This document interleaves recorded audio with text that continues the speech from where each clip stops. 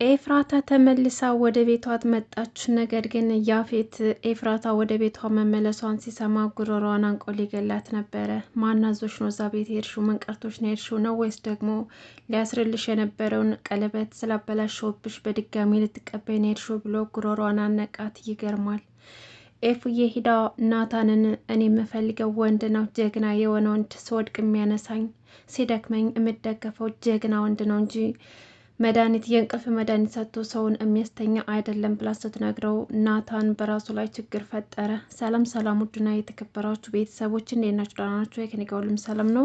ዛሬ እንግዲህ ሐረግ ድራማ ክፍል 74 ተለቋል። በዚህ ክፍል ኤፍዬ በባለፈው ክፍል እንግዲህ ያቆመው ኤፍራታ እቤቷ ድረስ ሄዳ ልክ ሎሌት እንዲሁም ደግሞ ቤዛ ናታን ሆነው ሲጨቃጨቁ ድንገት እላቸው ላይ ስትደርስባቸው ነበረ።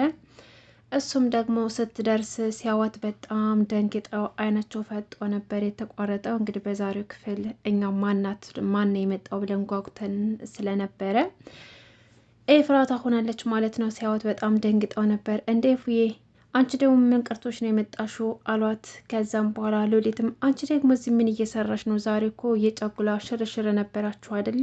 ምን ልትሰሪ ነው የመጣሽው? በአሁኑ ሰዓት ባልሽ ጋር ነበር መሆን የነበረብሽ አለቻት። ከዛም በኋላ ኤፍራታም ደግሞ አዎ ትክክል ነሽ፣ አልተሳሳትሽም፣ ዛሬ ጫጉላ ሽርሽር ነበረን። ነገር ግን ባለቤቴ ስላልተመቸው የስራ ጉዳይ ገጥሞት እሱ ወደ ውጭ ሄደ። እኔ ደግሞ የቀሩኝን እቃዎችን ልወስድ ነው የመጣሁት፣ አታስቡ አለቻቸው። ከዛም በኋላ ናታንም ምን ባሌ ታያለሽ፣ ባልብርቅ ነው እንዲህ ማግባትሽን እኮ አውቀናል እያለም ንደቱን ያሳያታል። ቆይ ግን ከኔ ምን አተሽ ነው? እንዴት እንደስ ታድርጊያለሽ? ከዚህ በላይ እኔ ምን ልሆንልሽ? እያለ ሲያናግራት እሷም ደግሞ ምን ነው ራስን ብቁ የሆንክ አድርገህ እንደምታስበው? ይኸውልህ አቶ ናታን እኔ የምፈልገው ወንድ ነው የምፈልገው፣ ስደክም የሚያግዘኝ፣ ስወድቅ የሚያነሳኝ፣ ጉልበቴ ሲዝል ደግሞ የምደገፈው ወንድ ነው እንጂ የምፈልገው ወንድ ታውቃለህ፣ ወንድ ነው የምፈልገው፣ ከጎኔም ሆኖ የሚደግፈኝ ነው እንጂ ልክ እንዳንተ ለሰዎች መድኃኒት እየሰጠ እንቅልፍ እንዳስተኛቸው አይደለም አለችው። ናታን ይህን ሲሰማ በቃ ስሜቱ መቆጣጠር አልቻለም ነበር። በጣም ተናደድና ላንቺ ወንድነት ምን ማለት ነው? ወንድ ማለት በሴቶች ስቃይ ላይ መደሰት ነው? ሴቶችን መሸጥ ነው? ወይስ ደግሞ ሰዎችን በመግደል ነው? ያንቺ ወንድነት የሚታወቀው በምንድን ነው?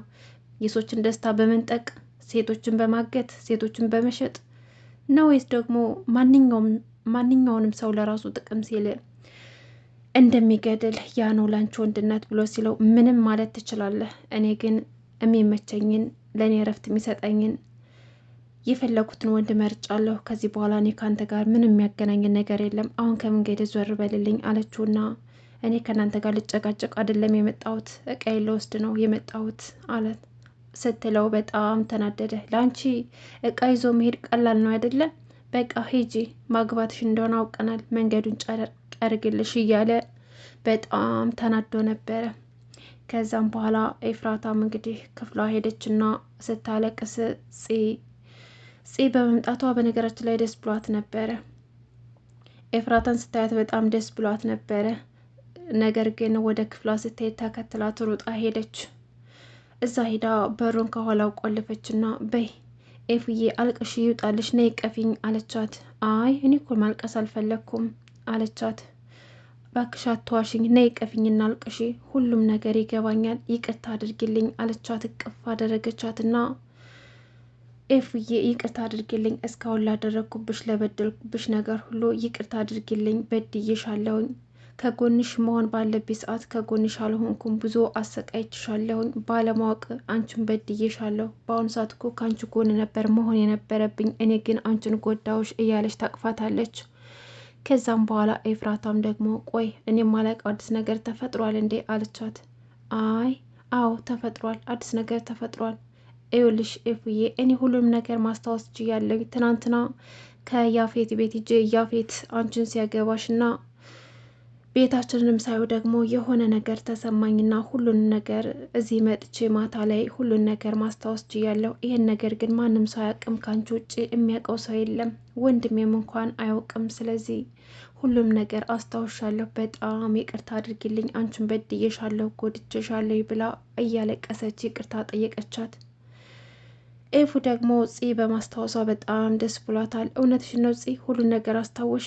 ሁሉንም ነገር ምን እንዳሳለፍን ምን እንደነበርን ሁሉም ነገር አስታወሽ?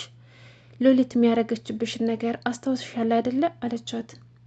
ከዛ ጽዬን ስትሰማ ማለት የሉሊትን ነገር ደግሞ እንዴት አወቅሽ አንቺ አለቻት። ከዚህ በፊት እኮ አንዴታችሁ ነን እኮ ትኩር ብለሽ ስታያት በጣም የሆነ ጊዜ አመመሽና ስለ እሷ ያደረግሽብኝን ነገር አውቃለሁ ብለሽ ስጮይባት እሷ የሆነ ነገር እንዳደረገችሽ ነግረሽኝ ነበረ። ነገር ግን ዞር ብዬ ስጠይቅሽ ደግሞ የተናገርሽውን ነገር እንኳን ልታስታውሽ አልቻልሽም ነበር። ስለዚህ ሉሊት የሆነ ነገር እንዳደረገችሽ ግልጽ ነው አለቻት። ከዛም በኋላ ጺም ደግሞ እና ታዲያ አንቺ እንዴት ዝም አልሽ? እንዴት አስችሎሽ ዝም አልሽ አለቻት። አይ እኔ እንኳን ነገሩ ትክክል ባይሆንም አጋጣሚውን ለሆነ ነገር ተጠቅሜበት ነበር። ያው ዛሬ ላይ ሁሉም ነገር ባይሳካም ለመጠቀም ሞክሬ ነበር። ነገር ግን ሁሉም ነገር ሳይሳካ ቀረ አለቻት። ከዛም በኋላ ጽዮኔ ምን ተፈጥሮ ነው ግን ያንን ውሻ ያንን አረመኔ ልታገቢ የወሰንሹ? ምን ገጥሞሽ ነው? መቼም ያለ ምክንያት እንደዚህ ልታደርግ አልተነሳሽም። ስለዚህ የሆነ ምክንያት አለ። ምን አድርጎሽ ነው? በምን አስፈራርቶሽ ነው? ንገሪኝ አለቻት። አይ በምንም አላስፈራራኝም፣ በቃ እንዲሁ ነው። አሁን ምንም ማለት አልችልም አለቻት።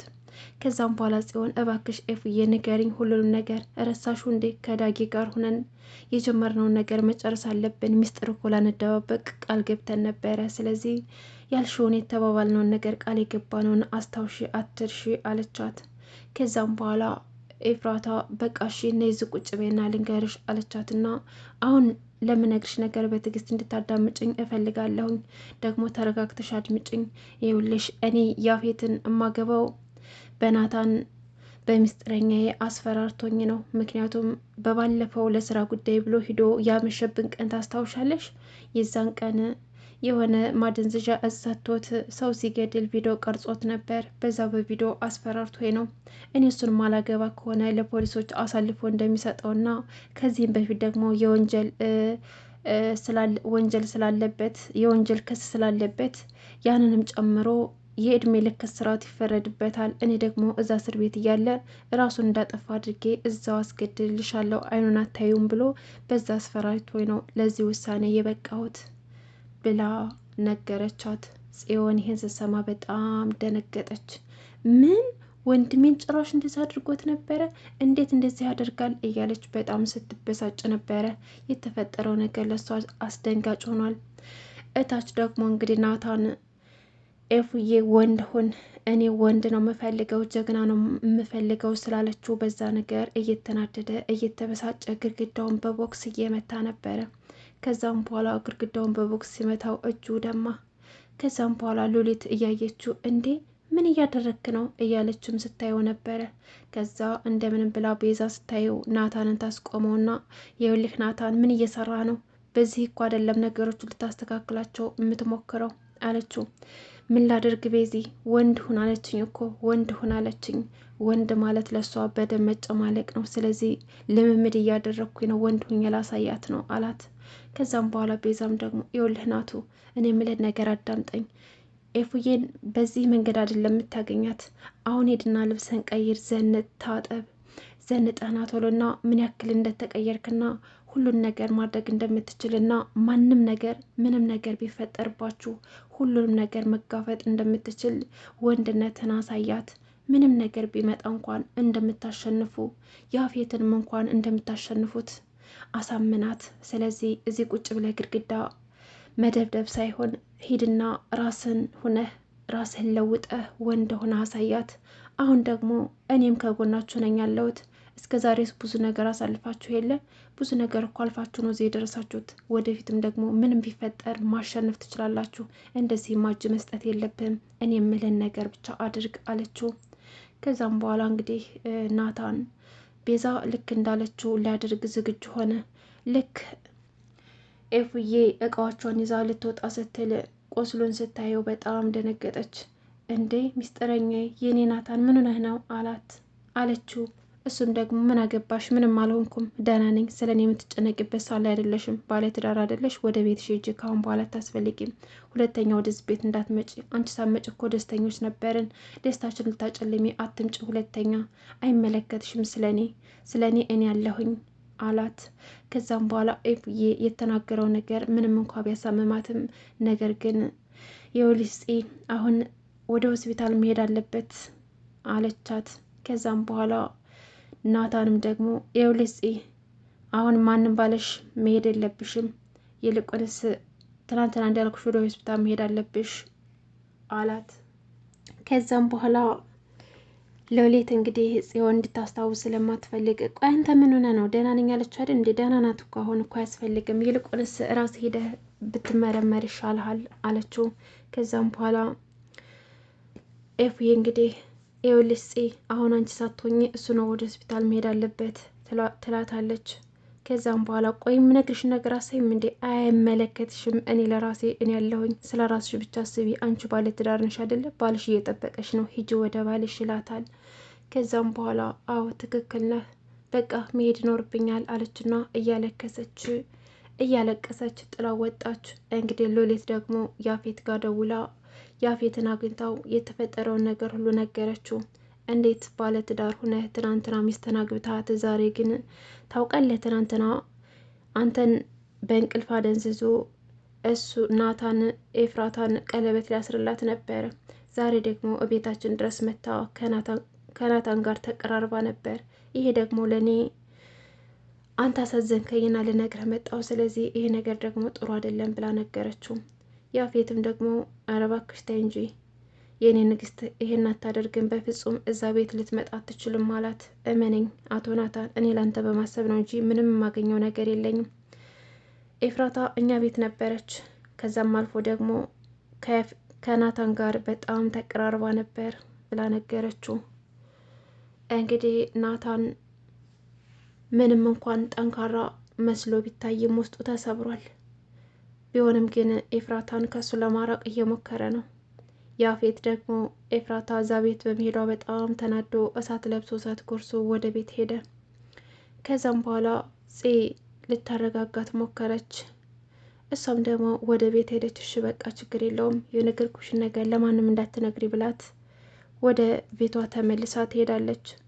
ቢኒያም ደግሞ እንግዲህ ጽዮን ስለማታነሳለት ስልክ በጣም ተጨናንቆ ለገነት ሲነግራት ነበር። ምን ሆነ ነው ስልክ ማታነሳልኝ? ምን ተፈጥሮ ነው? ማታ ማታ እኮ በስልክ እናወራ ነበር፣ አሁን መሆኗ ነው እያለ ራሱን በጥያቄ ያጨናንቃል።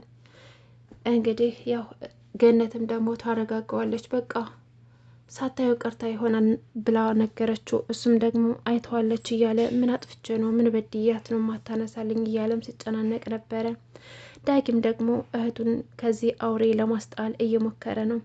ያፌትን በሆነ መንገድ ቀርቤ ደካማ ጎኑን አውቄ እህቴን ከእጁ ማውጣት አለብኝ፣ ከዚህ ከጨካይ ሰውዬ እጅ እህቴን ማዳን አለብኝ ብሎ ወስኗል። ከዛም በኋላ ከአክስቶ ልጅ ጋር ተገናኝቶ ነበረ። እሱም ጋር ደግሞ ልክ እንደ አዲስ ጓደኛ ሆኖ ቀረበውና ያፌት ከቤት እንደወጣና እሱንም ደግሞ ስለማያምነው ከቤት እንዳስወጣው ነገረው። እንግዲህ ዳግም ያፌትን ቀርቦ ደካማ ጎኑን ለማወቅ እየሞከረ ነው ቢሳካለት።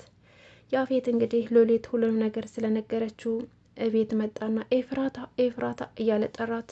ከዛ በኋላ ኤፍራታም ደግሞ እሺ ምን ሆነ ነው የምጮኸው? እንደው ምን ተገኘ እያለች ስትመጣ ዛሬ የት ነበር የሄድሽው ብሎ ጉሮሯን ሴት አድርጎ አነቃት። ከዛም በኋላ እባክህ ልቀቀኝ፣ መተንፈስ እያቃተኝ ነው፣ በጣም እየተጨነኩ ነው፣ ልቀቀኝ እያለች ብትለምነውም ያፌት ግን መስሚያው ጠጥ ነበር። ጉሮሯን እንቅ አድርጎ አለቅቃትም ነበረ።